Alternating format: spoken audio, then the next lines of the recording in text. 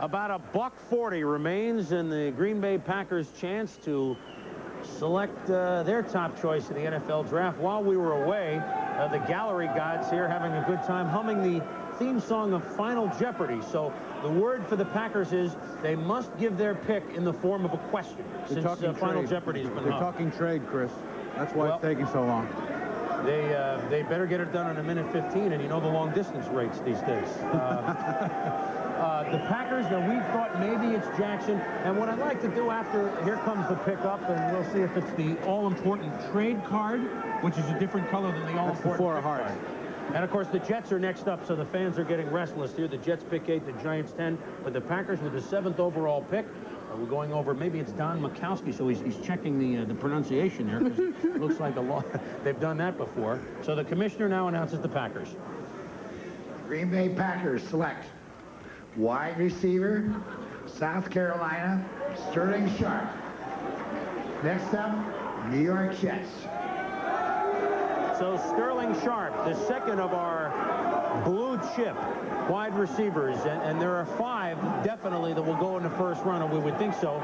But we begin this discussion again involving Tim Brown, who goes to the Raiders, who, by the way, is the highest Notre Dame player selected since Steve Niehaus, Seattle, 1976. And now the 7th pick goes Sterling Sharp of South Carolina. Zim and Tommy, no matter which team I talk to, they all had them outstanding players that they all would enjoy. But 4 or 5 teams like Brown the best, 4 or 5 teams like Irvin the best, 4 or 5 teams like Sharp the best. If you had to choose, Zim, who would you have selected? Brown. Why? Double threat. Great receiver, great return man. He also runs, don't forget, he runs that reverse out of the backfield. He can take on complicated offensive assignments. I think he's terrific. I mean, he's a big league guy. Irvin I like a little better than Sharp now, although I liked Sharp better last week. Irvin's bigger and tougher. Sharp is very good, an Art Monk type. Tommy, who would you have selected first? Well, I think certainly Z has a point. Brown can do a lot of things for you. He can be on the field a little bit more. I liked Irvin better than Sharp just because he's so physically tough. I love his attitude, Raider-type attitude, if I can say so. So Irvin, the biggest at 6'2". Brown, the accomplished return man. But some teams told me that the man the Packers just selected, Sterling Sharp, is the best rounded, that his hard cuts inside and his fast cuts outside are the best. They are better going across the middle than either of the other 2 guys. Well, maybe it's the fast cuts inside and I don't know, whatever it is. Whichever way they turn, Sterling Sharp, who also is a good return man. Let's not forget this. The Packers, who have Walter Stanley, a marvelous return man. Sharp also does quite well returning the ball. Maybe not from South Carolina, the kind of accolades that Tim Brown received for his return work, but Sterling Sharp will probably be put back there with the Packers, although, as we mentioned, Stanley is there as well. So Sterling Sharp goes to Green Bay, and Fonte does get some sort of a receiver. Now it's up to him to decide which one of the quarterbacks he's going to use. Mikowski, Bosco, they've been waiting for, or is it Randy Rout, to go to Sterling Sharp. When you look at the rating for Sterling Sharp, he, of course, is up there just as high as the rest at 19.0 with his quickness and the hands, and you see all the 4.8 ratings. How about adjusting to pro-style offense for Sterling Sharp?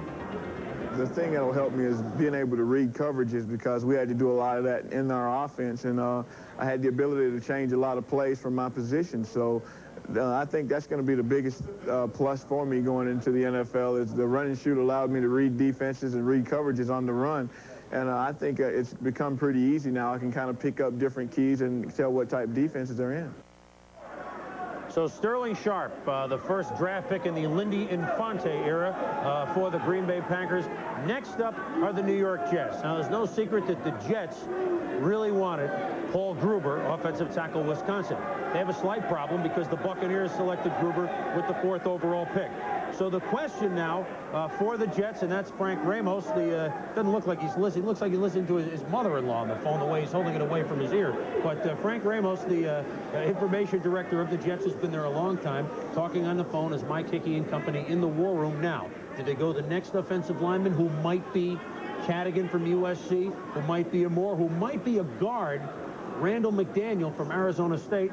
We won't have to wait very long, because I looked over my shoulder. The commissioner already has the transcript. See, what do you think? Selected in the first round, David Patrick Cadigan. I think they're going to take Dave Southern Cadigan. California. Well, glad I snuck that name in there. So is the next lineman available? They can use help at any of the positions on the offensive line. USC, Dave Cadigan, one of the many USC linemen who in the last 25 years has been named an All-American. In fact, 23 times since '64, an offensive lineman from USC has been named an All-American team. That's not necessarily 23 different players, but 23 times, and Cadigan this year was the 23rd instance. Now, Dave Cadigan, who some players wonders him, some teams wonder, even though he's a 280, is he a true tackle type, or could he be a guard? He's either one. Some teams like him as a tackle, some as a guard. Well, the Jets need an open side tackle, left tackle, because Sweeney is moving back to center. They like Reggie McElroy, their right tackle, and this is what they need. But if he has trouble there, maybe they'll move him to guard. They need a guard, too.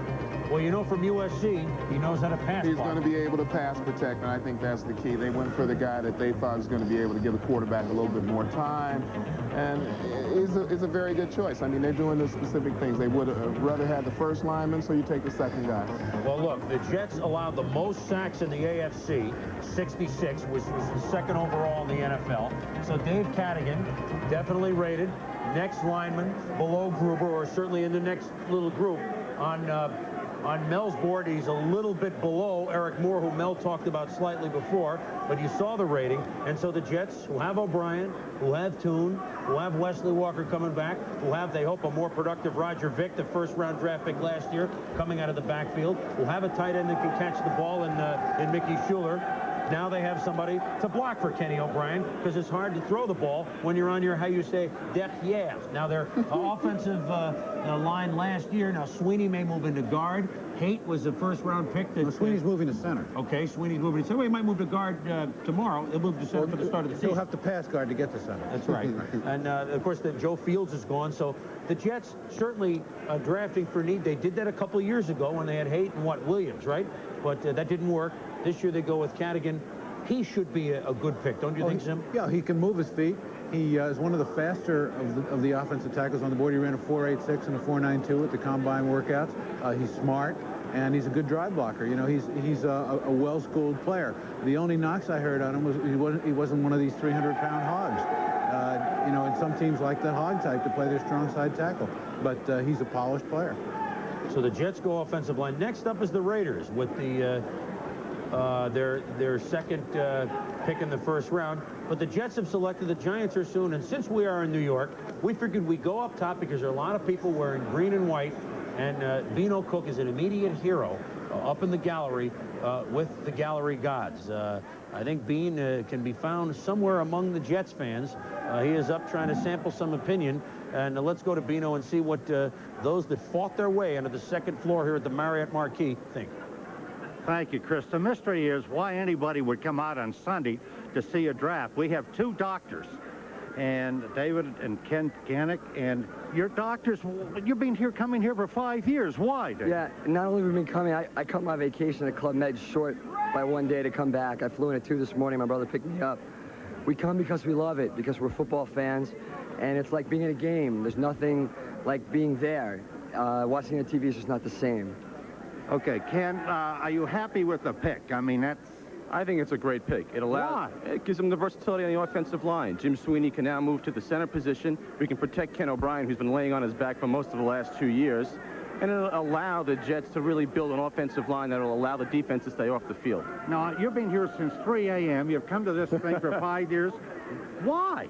It's a lot of fun. It's a natural You extension. can stay home and watch Chris Berman and ESPN. Oh, that's fun, too, but there's nothing like here being live speaking to you, Beano. Okay, thank you very much. Now, back to Chris Berman. Do you ever notice how Beano only interviews guys that wear number 87? I think there's some other numbers available for the Jets. So they go with Cadigan. The Giants, of course, are the 10th pick. But now we have the Raiders' second selection in the first round. Where they could go, certainly a lot of directions. They perhaps... Well, I don't know, Zim, real quickly, what position are we looking at with the Raiders? Well, I know who the player is they rate highest now. It's Irvin, but they already picked a wide receiver. Right. They could like Elliott, the big tackle, but they picked Clay last year. They could go defense. I know one newspaper projected Kerwin Bell, the quarterback of Florida, as their first-round pick. Maybe it was Irwin Bell. But it's a mystery. They could go defense. They could go the pass rusher that Mel talked about. But gee, that's a little high there, isn't it? Well, they got rid of Sean Jones. I mean, they have a hole to fill.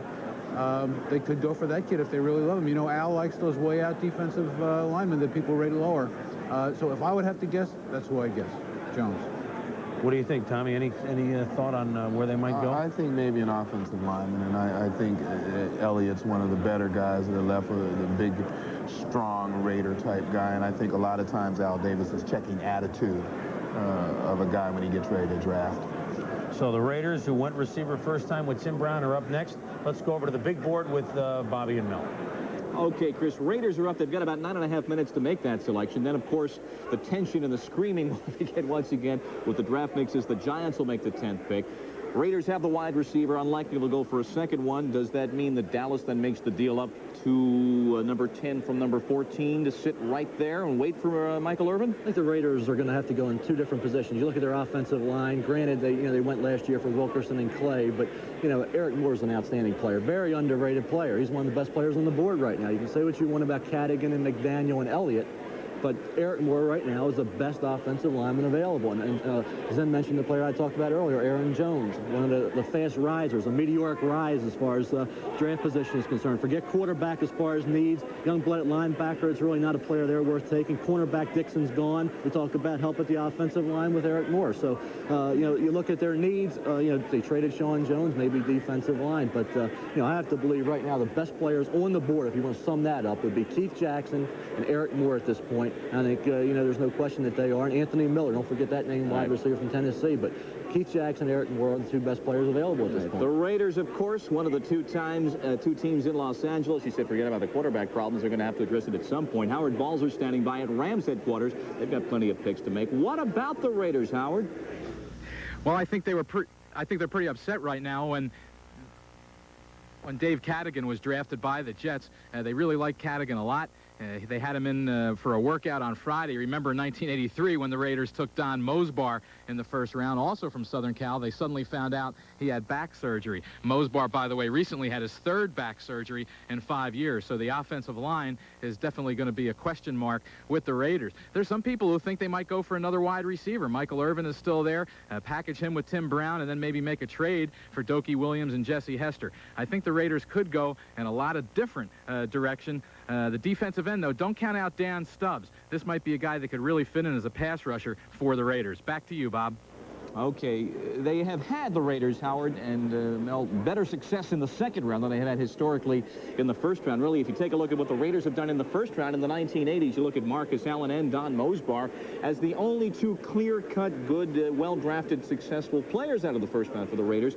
Let's first of all get your thought on a tandem of wide receivers at 6 and 9 for the two selections. You don't see that happening? Irvin's an outstanding player, and I forgot that when I was mentioning the best players on the board, Irvin is without question, and Jackson and Moore and Miller are the best players available at this point. But, you can't, you're looking at a team that has needs, basic needs, and they solved the one position with wide receiver. You talk about Fernandez, you can talk about Lofton all you want. They were fine additions, but they didn't really come through with the kind of production the Raiders had hoped. Lofton showed some progress late, but they really didn't set the world on fire. That's why they went for Brown, the best player available at that point. I think it would be stretching it to say that they would go for Irvin, although you can't count anybody out at this point because, like I say, sooner or later, the best available player comes up. And I mentioned the players, the Jacksons, the Irvins, and the Moores and the Millers, I think are the best players available. And I mentioned Aaron Jones as a reach at this point, but let's face it, he has a chance to be a dominant pass rusher. The guy could be a Richard Dent in 2-3 years down the road. So, Al Davis has a tendency to stretch a little bit. Nobody thought Howie Long was the second year he took him. Nobody thought Sean Jones was the second year he took him. And look what turned out to be there.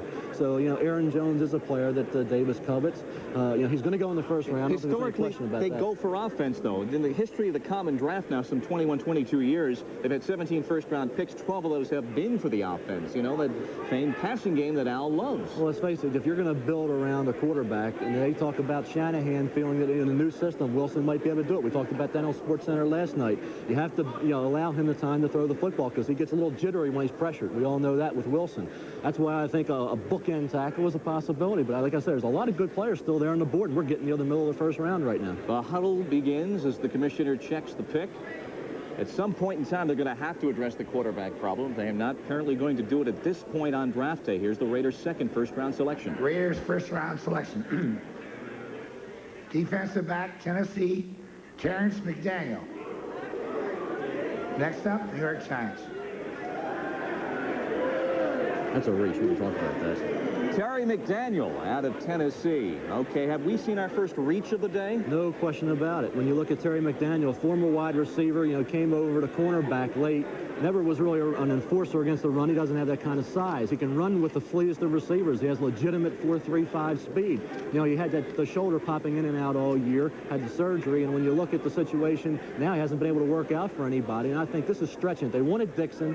They need a cornerback. That's obvious, the problems that they had at that position, but I think this is taking about the 26th, 27th player with the 9th pick is stretching it a bit. You had him rated, I believe, 28th. He moved up one notch, and of all the teams to reach, you would perhaps least expect the Raiders at this point with 2 early first-round selections. Let's take a look now.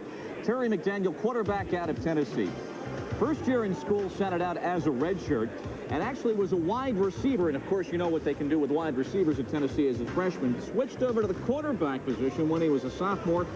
Had an average junior season, but is an outstanding track athlete. And really had a good year at the cornerback as a senior. Did well in Japan. Had some shoulder surgeries you talked about after the East-West Shrine game, but as you were talking about him in your draft publication, when he's got to go against guys who run a disciplined route, who are well-schooled, precision, class-type receivers, he's had some problems. Your prototypical player, a perfect player, would be a 20.0. Best grade for Terry McDaniel is for quickness. He has outstanding speed.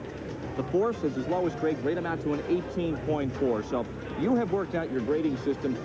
I don't think we've ever given in the many years we've worked together a 20.0, the perfect player grade out, but a little bit on exactly how you grade these players. Well, you're looking at Terry McDaniel, you're looking at that force ability, and of course his size is a factor, but you mentioned all the negatives about, how he does against, say, an Ernie Jones in the Peach Bowl. Ernie Jones is a precision route runner, spun McDaniel around like a top in that particular game. You match him one-on-one against a Willie Gault, and he's going to blanket Willie Gault because he can run with anybody. He has that legitimate, like I say, 4.35 speed. But I think the fact that Dixon was gone, forced the Raiders to go in this direction. I think, like I say, 27th, 28th player with the 9th pick.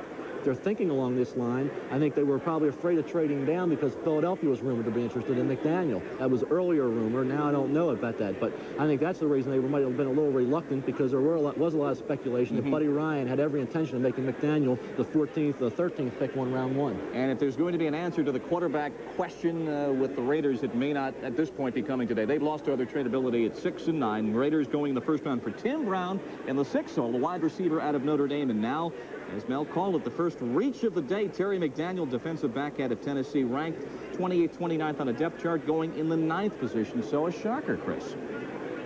A shocker, yes, Bob, in some ways. A shocker, no, in other ways. It depends which way you look at it. I will tell you this about Terry McDaniel. He had what's called a posterior dislocation of the shoulder. I do know that there is nobody now playing in the NFL that had that sort of surgery done currently playing in the NFL. It doesn't mean it can't be done, but that's why some teams who liked him before he had to have that type of surgery really backed off.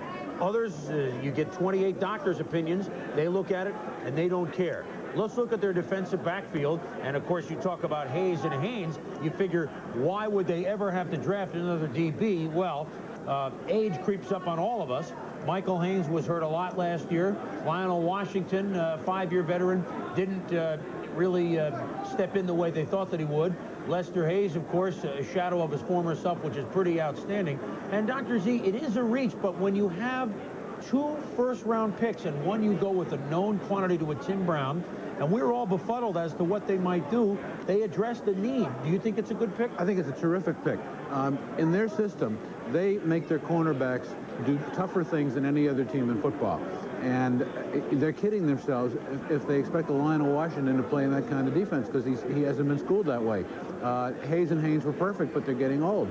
Now they've got a guy who they can plug in. Of course, now they need one on the other side, but maybe they can get away with some combination there. As we said before, when you got 2 picks high, you go for the athlete the first time, you go for need the second, and I think this is a terrific pick. I love the way Terry McDaniel covers. What about him, Tommy? Is this a good move for the Raiders? I think certainly, as he says, at the Raider organization, you have to be able to cover well. And I think as far as run support, they don't ask them to do as much. No. Run support-wise, because they always have the great defensive ends to support the outside run. So this kid can run and he can cover the shoulder injury, whatever happens with it, won't bother him as much as it would normally on another team. So the last time the Raiders went in the first round for a defensive back was '81 with Ted Watts. Now they go with their second pick in the first round, the 9th overall selection, Terry McDaniel, cornerback from Tennessee. The Giants are the next team that's up, and that's why the buzzing is going on above us here as we are at the Marriott Marquis Hotel in New York. The first round underway in the NFL, and we'll be back.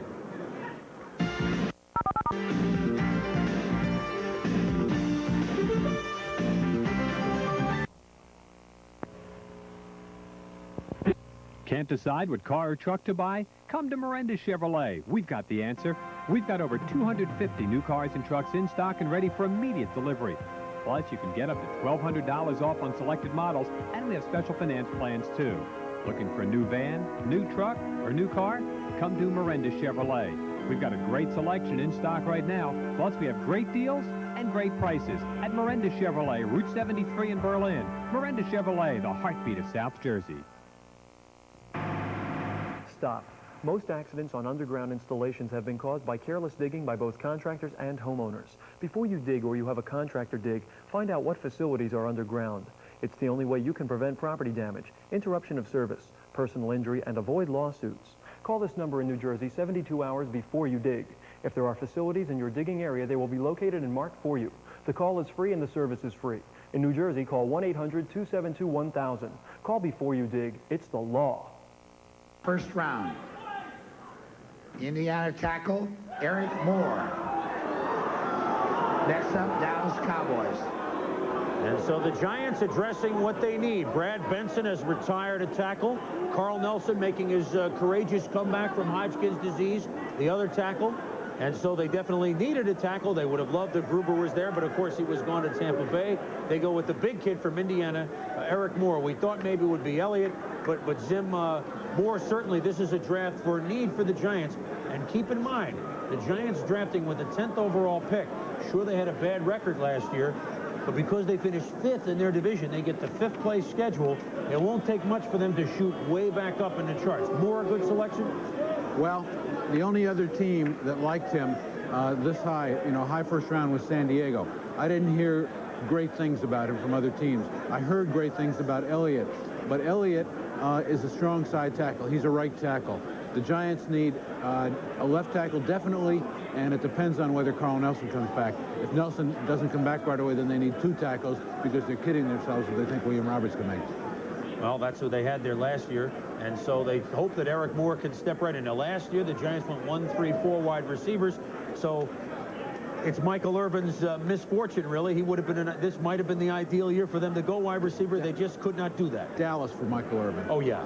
You marked that one right down. Mark that down. Dallas is 4 teams from the NFC East are picking here in a row. We have the Giants, and then we have the Dallas Cowboys with the next selection, and then the Phoenix Cardinals. Doesn't that sound funny to say? The Phoenix Cardinals, and then the Philadelphia Eagles. So I think we can write Irvin down for the Cowboys. But let's talk about Eric Moore here and where he fits in for the Giants. And big kid, 285 pounds, 6'5", from Indiana, was a team leader this season. He's a pro-style pass blocker, has agility, balance, good feet, which is why he has not that much of a problem handling the real fast defensive ends. And of course, when they go up against Washington twice a year, there's a team with fast defensive ends. And he's got those great long arms that you can use to pass protect since holding's legal in the NFL now. Spoken like a true defensive player. He's got to go up against the fast defensive ends of Washington. You got the Minister of Defense in Philadelphia. So Eric Moore, if he sets in, will get a fiery baptism in the NFL playing in the NFC East.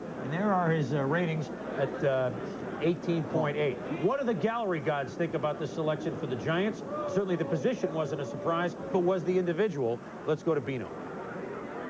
Back here at the balcony with the real crazy fans, Renee Riquelme. Do you like the choice of Eric Moore for the Giants? I really I'm not too sure about Eric Moore. I seen him one time, and I wasn't totally crazy about him, to be honest with you. But I'm sure the Giants know what they're doing, and they've done, good so far. So I can't really second guess them without more information, that I had. That's nice that you don't second guess them, considering they won the Super Bowl 2 years ago, George Young. But I'm curious. This is your 8th draft. You've been here since 5 a.m. and your wife had a baby 2 weeks ago. How did you get out, and when do the divorce proceedings start? Well, I tell you, I was going to make my baby hardship, maybe go in the 12th round or something like that, but you can't do that. No, my wife understands that I love, football. But you love the Giants. Is it better or for worse, but the Giants first? Well, I made that clear before I married her.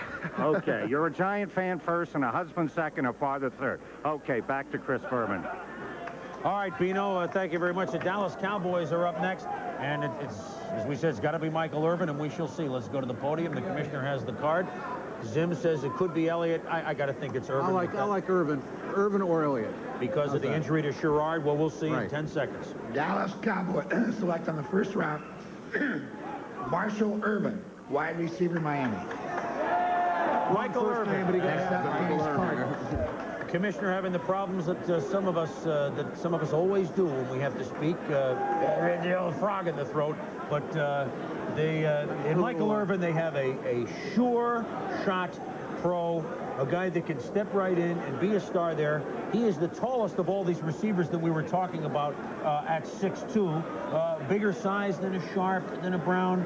Will they look good in Cowboy colors, Tommy? It certainly is. It's a great pick, a best athlete that was still out there. I think they would have liked to have had an offensive lineman, but they decided on Irvin, and he'll help them out a lot. Got to do it, right, Tim? Yeah, Irvin had a great workout for Paul Hackett. The only thing that made me back off a little bit is that everybody seemed to know that they liked him, and usually the Dallas smokescreens a lot. I know they like him, and I know they like Elliott, the big tackle who's an Erkenbeck, who's their line coach. He's his type. Well, they certainly, they've got a guy now. They can decide who exactly the quarterback is. If it's Danny, is it Pallur? Joe Theismann has rejoined us, and a kid like Irvin can make a lot of things happen, especially with the unfortunate, the broken leg, and then the re-injury to Sherrard, their top pick a couple of years ago. They had to go back to receiver. You're absolutely right, Chris. And particularly the situation with Sherrard. The Cowboys have had no speed at wide receiver. They're in a division where they're going to have to put points on the board. Their defense is very suspect because of age. So offensively, they're forced into a situation to try and do things better. You mentioned about Paul Hackett. You think about where he came from in the San Francisco system. You have to have that receiver that can get the job done for you. Irvin will provide that for him. Let's take a look at Michael Irvin, as many defensive backs got a good view of the back of his jersey this year. Michael Irvin, as we mentioned, at 6'2", the biggest of these receivers, could have played another year, but decided to come out, had the 1 year left of eligibility. Now, some people, Tommy, say he's a little bit of a hot dog, that he's cocky. Does that bother you? No, I was a kind of a hot dog myself when I played. You? Yeah, every now and then. I think this kid's so enthusiastic, and that's contagious. I mean, that's a bonus that you get besides getting a great athlete. So Michael Irvin goes right to the Dallas system. He should be featured in their offense, an offense that, with Herschel Walker there, has a lot of defenders worrying about Herschel. That might clear the ground for Irvin. What's interesting about it, Tommy mentioned a very interesting point about Irving's enthusiasm. The Dallas Cowboys have not been known for enthusiasm through the years. They're a very subdued, very professional group.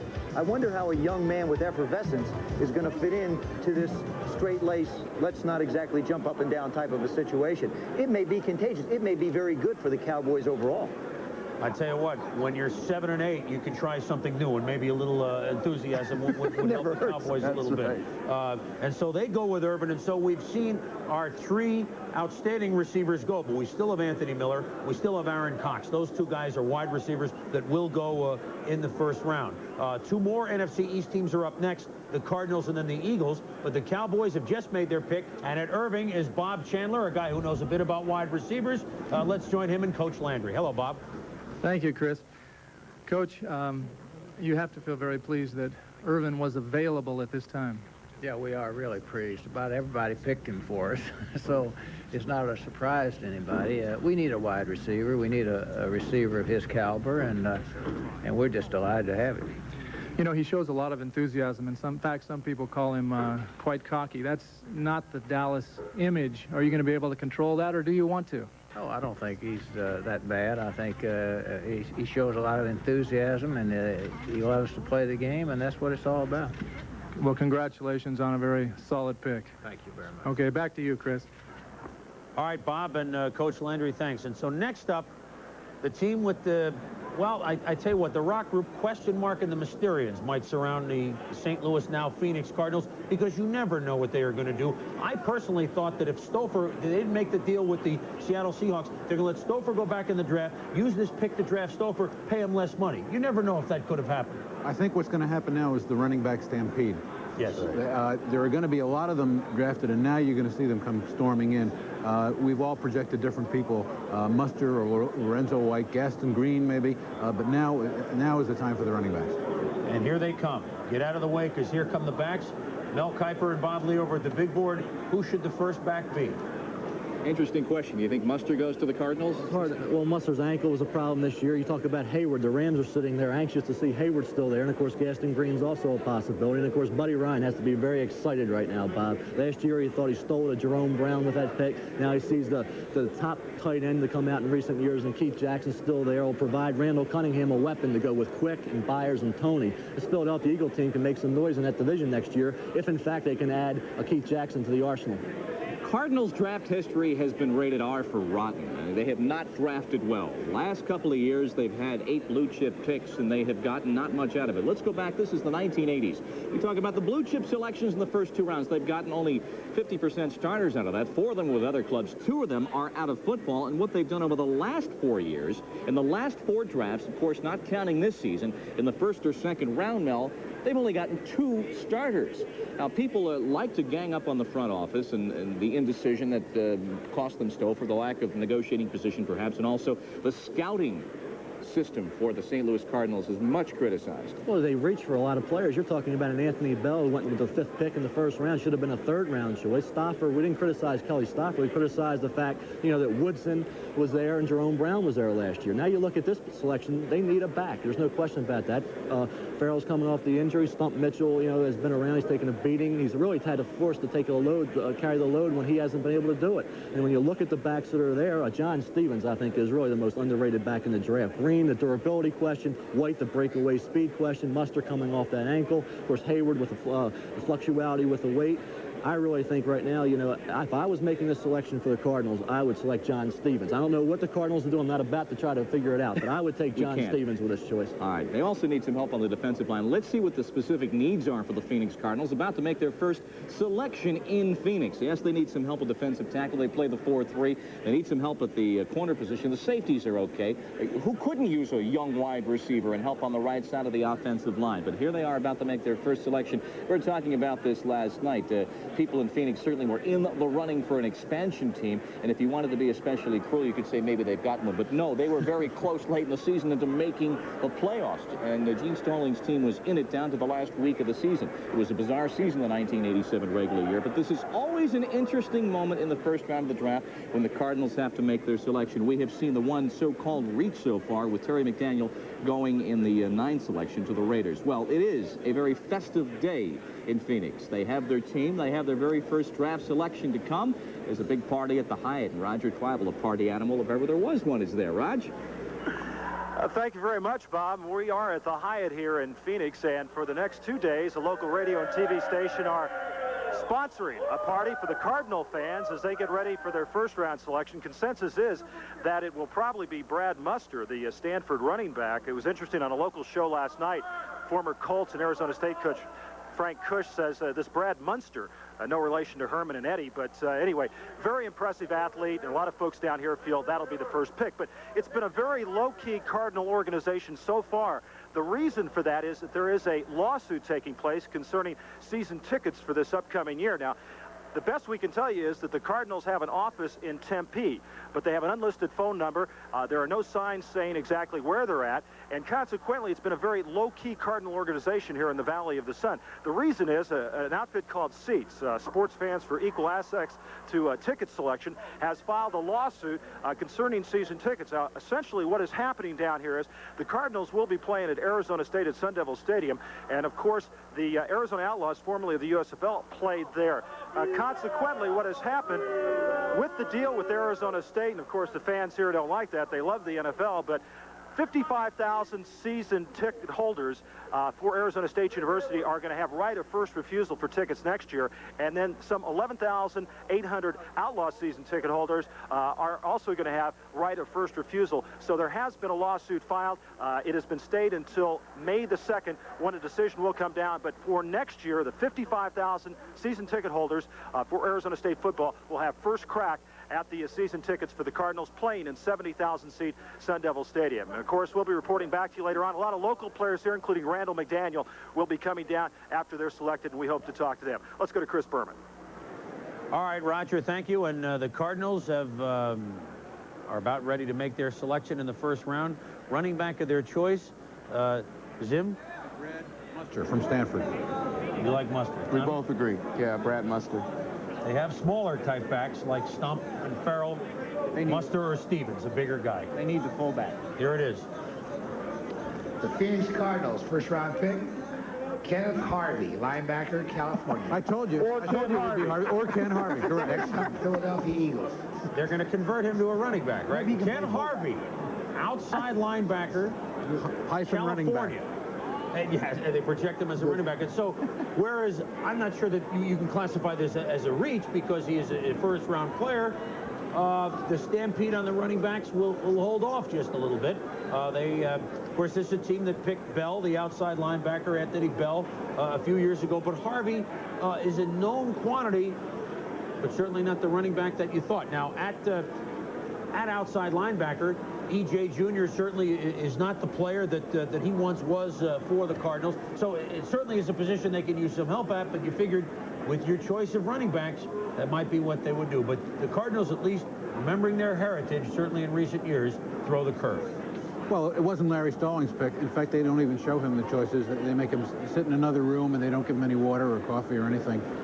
They shut the air conditioning off. It's a tough organization. Tommy, outside linebacker. I mean, you like all those guys, don't you? Well, I think they had weaknesses at all their linebacker spots, and it's not a bad choice. I had him down, actually, believe this fans, as my second choice. But yeah, I thought they would go for the running back instead. Wait a minute. There it is, Ken Harvey. I can't. Linebacker. Chris, did I say Larry Stallings? It was Gene Stallings. What's the matter with me? It's a long day, Jim. Tough.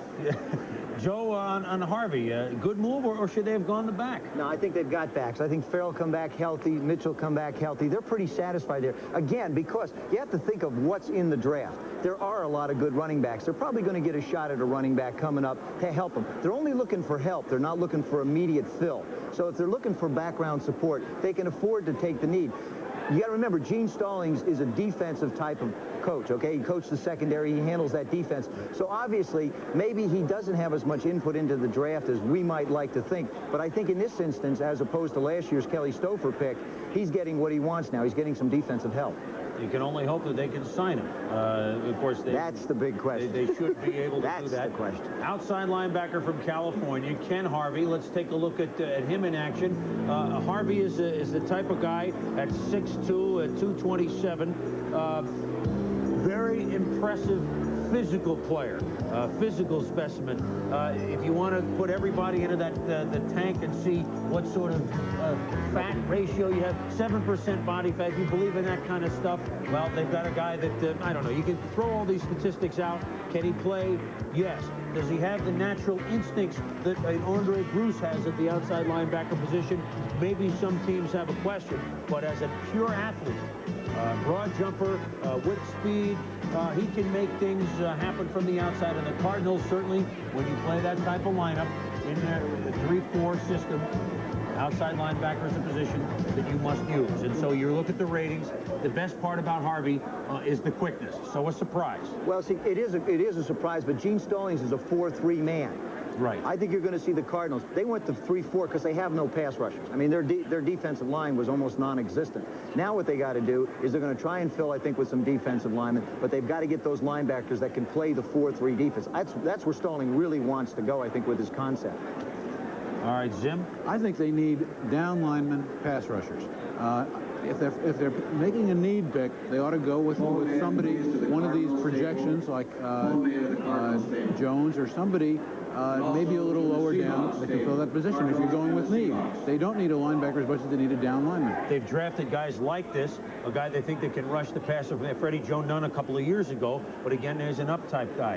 And can Harvey do it, rushing the passer? Well, I think he certainly has the physical tools to do it, and that 7% body fat will come in handy when it's about 105 degrees at night in Phoenix. That's true. Anybody who doesn't have 7% body fat will have it by the end of the season in Phoenix as they play in 110 degrees. The Eagles are next as the run in the NFC East continues. We're back in a moment.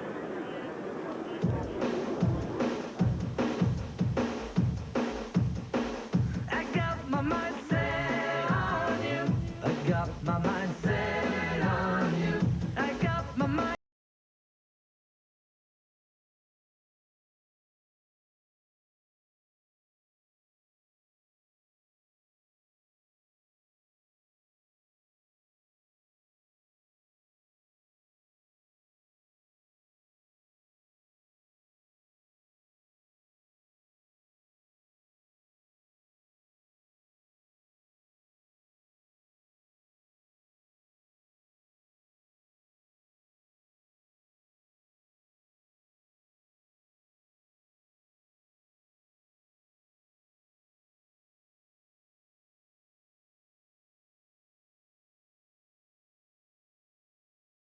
Want anything?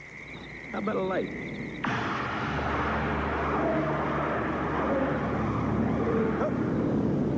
Whoa. Oh, Bob, could you make that a Bud Light? If you want the great taste of Bud Light, ask for it. Did you see? No. Did you? No. Bud Light. Because everything else is just a light. After rigorous examination of the Mercedes-Benz 300e, one automotive journal concluded that it may be the best sedan in the world, and another journal called it a nearly spectacular mix of performance and practicality. The Mercedes-Benz 300e. Now that it's astonished the experts, let it astonish you.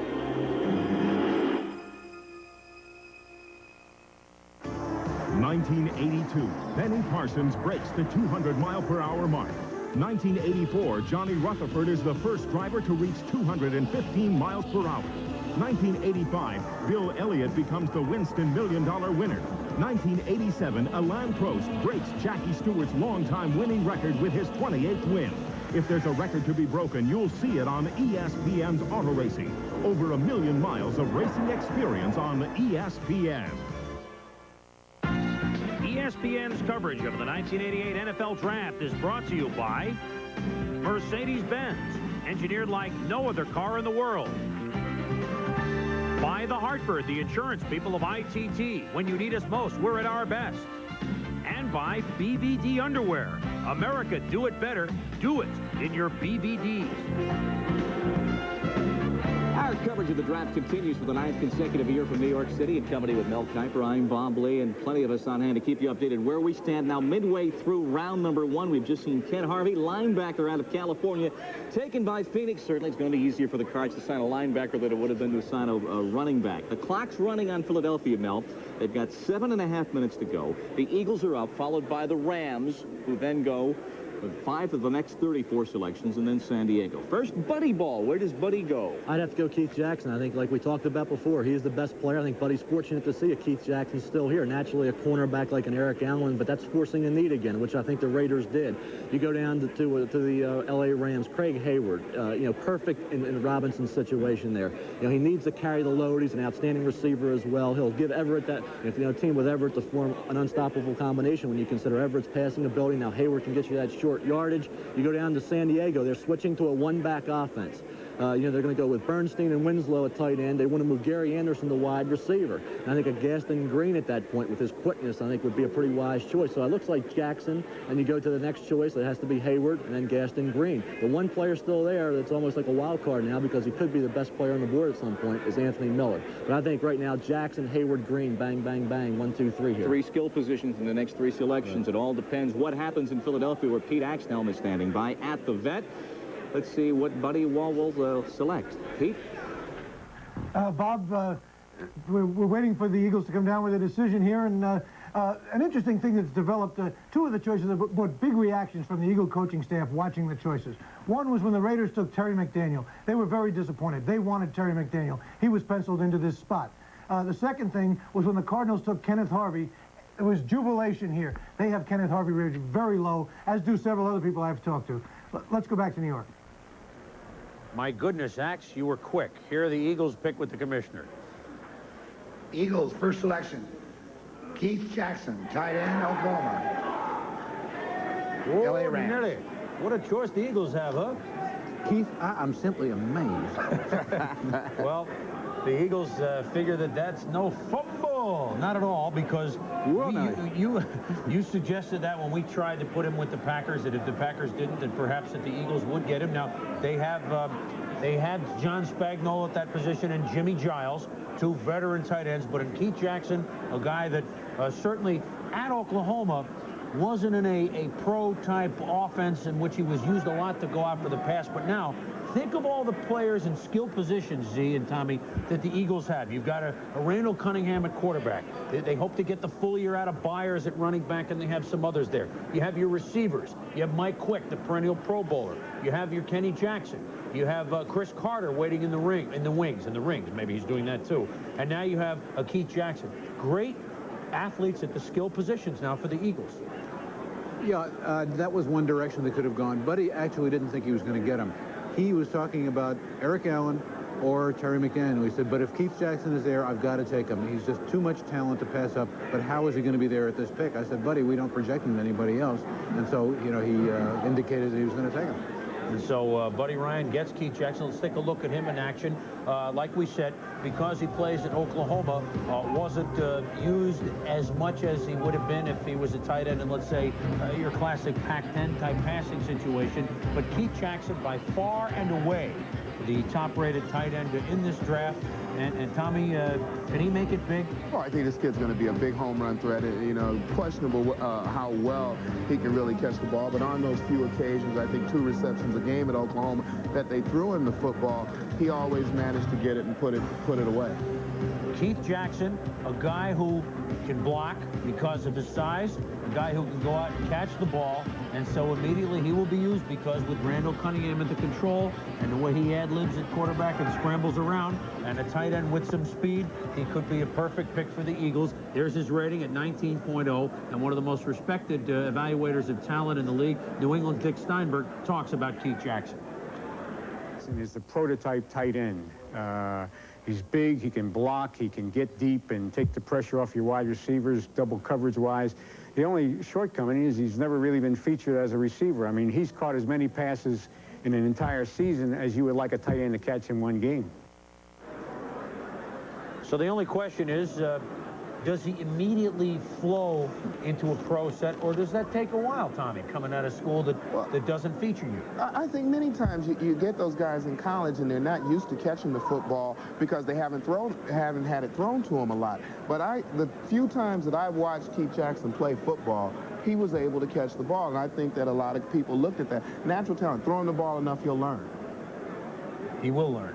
And the Eagles, so Buddy, here's his defensive. He's stocking up on the offense. I guess he'll get his defensive players a little later. Yeah, in answer to what Steinberg said about his low production, Billy Sims had 6 passes thrown to him at Oklahoma, and then he he regularly cranked out 50 and 60 a year for the Lions. So we have now had our run on the NFC East. We have yet to have our run on the running backs. 3 wide receivers taken, 3 offensive linemen, 3 defensive backs, a pair of linebackers, 1 defensive lineman, and now 1 tight end. And as we go over to Bob Lee and Mel Kiper, we were wondering whether perhaps 7 or 8 running backs will go in the first round. well, now they're going to have to go pretty quickly. Yeah, but if, with us a couple of minutes ago, you heard this gentleman who picked Keith Jackson on the nose, of course, going to the Eagles, said that the next 2 selections could be running backs. The Rams, you know, the Rams, when they made the deal, the Dickerson deal, the 3-way deal involving Bennett, made a conscious decision. We want the draft picks. We want to select the warm bodies and work for them from the rookie stage on. All right, now the pressure is on. Well, he has to produce, and I think he knew going in what kind of draft this was going to be. And he needed to keep the choices rather than trade them away. He needed to solve needs in a number of positions, one being wide receiver. Of course, the retirement of Ron Brown adds to that. And running back.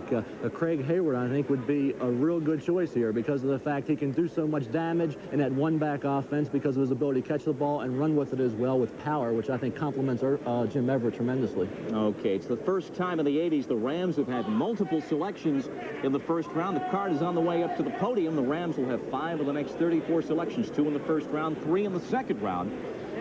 And after the Rams, San Diego is up. You've been saying running back. I think running back, I think Hayward and Gaston Green will go in this general area. And, of course, Anthony Miller is another great player. But I'd say Hayward, then Green. And, of course, we always have to consider Miller as a wild card at this point. Consultation continues. Craig Hayward, if it is Craig, out of the University of Pittsburgh. Double check that pronouncer, of course. San Diego to be followed by Miami. This will be the 14th Rams selection. select. Running back, UCLA, Gaston Green. It is a running back. San Diego. It's not Ironhead, it's Gaston Green from UCLA. And so San Diego now has the option of taking Ironhead if they like him.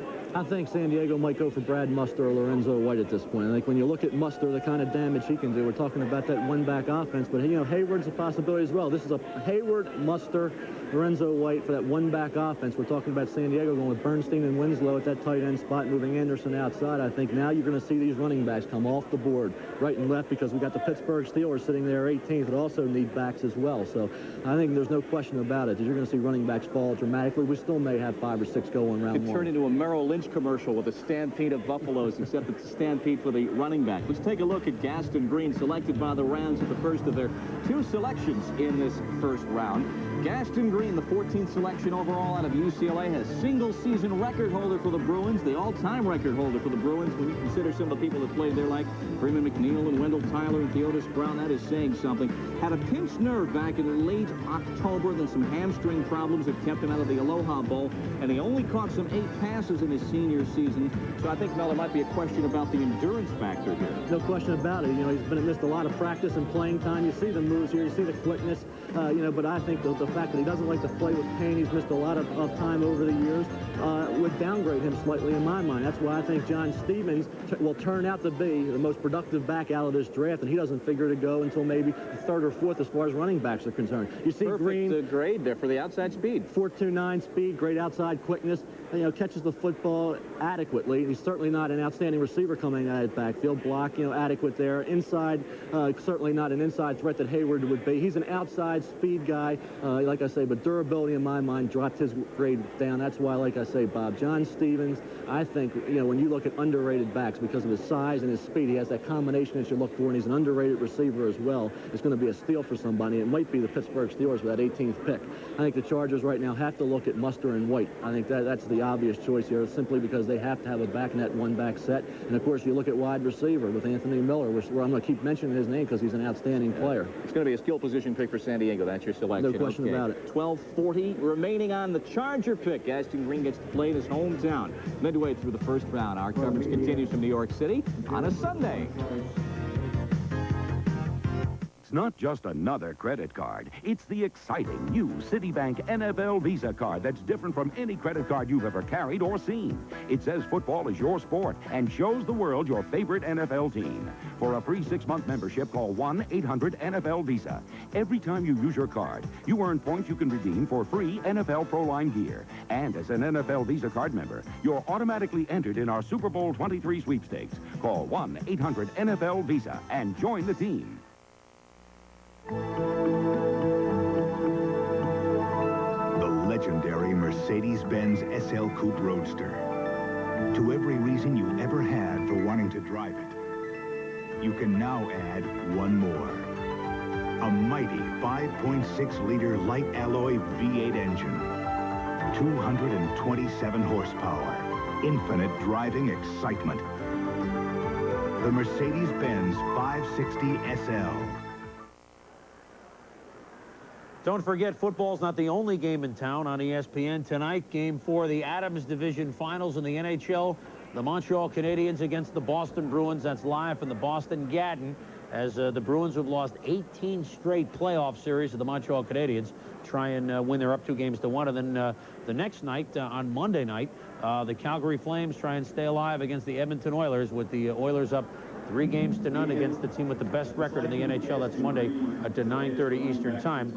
And I just wonder from Dr. Z and from Tommy who they think the Calgary Flames are going to pick in the next round. Brad Mustard. Okay, there you go. Now, Gaston Green of the Rams. Was that a battle with Robinson and Zampese, Ernie Zampese, the offensive coordinator? Yeah, Robinson liked the big guy, and his staff loved Gaston Green. They love that speed. They love the things he can do. The only question is, he was nicked up at UCLA. He was a little bit hurt. In that system, you know, you have to carry 20, 25 times. But splitting the job with Charles White or anybody else they plug in there, he can do it. And I think they talked the coach out of Ironhead and into Gaston Green. They now, Tommy, have USC with Charles White. They got UCLA with Gaston Green. Gaston Green has never really played, as you mentioned, Z, the complete season. Do you like the pick, or do you prefer another back? I think that has to be the question mark. I thought that it would be Brad Mustard, but I think that you certainly are getting a quality back. I think the question you bring up is how often will he be on the football field? And when you have to carry the ball as many as 25, 30 times a football game, it could get really touchy. The San Diego Chargers down the road a piece from the Rams are up next. You mentioned that our run on backs begins right now. Are the Chargers one of them, Dr. Z? Well, they like Anthony Miller, the wide receiver. They're worried about Muster because of his ankle and because he hasn't worked out. They like Lorenzo White. Steve Wortmeyer told me he's going to be the first back pick. Of course, he wasn't.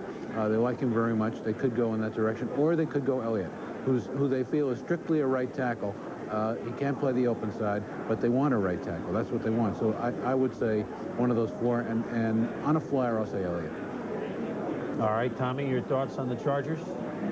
Well, I think they certainly could use a guy like Muster, and certainly a question mark about his injury, but I think that a kid at that age is able to shake that off, and I think that I'll go with Muster. Muster is a fullback type that can do some things. It's a little early to start comparing him to a player of the stature of a John Riggins, but he has those moves that not too many big guys have. He comes out of the backfield and catches the ball as well as any guy that size. I'm told since Chuck Muncie was an excellent receiving big type of back. So Muster is a unique type of player in this draft.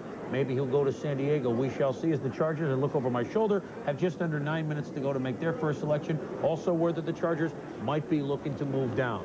We shall see. We haven't had the draft day moves yet. Will the Chargers be the first ones to do some shaking? We'll be back.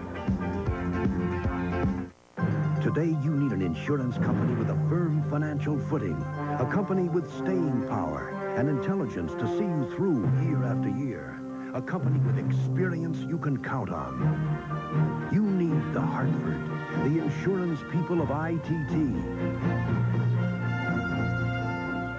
When you need us most, we're at our best. That's the Hartford difference. Somewhere over the rainbow, way Sound, but not words. there's a land that I heard of once in a lullaby. It all makes perfect sense. We can transmit sound over the phone. Well, why not pictures? Somewhere over the rainbow, bluebirds fly. Hi. That sure beats going to the library. Somewhere over the rainbow. Let's get that other opinion. Ready, Houston? Got it, Omaha. Eyes on From the beginning, AT&T has been committed to helping the people of the world communicate better. Thomas, you are late. Goodbye. Funny how the future seems to repeat itself. and the dreams that you dare to dream really do come true. This report details new opportunities in several markets here. And we'll be arriving in 20 minutes. 20 minutes? Yeah, at 200 kilometers, 125 miles per hour for you. I never would have known. 20 minutes. 20 minutes. Too bad.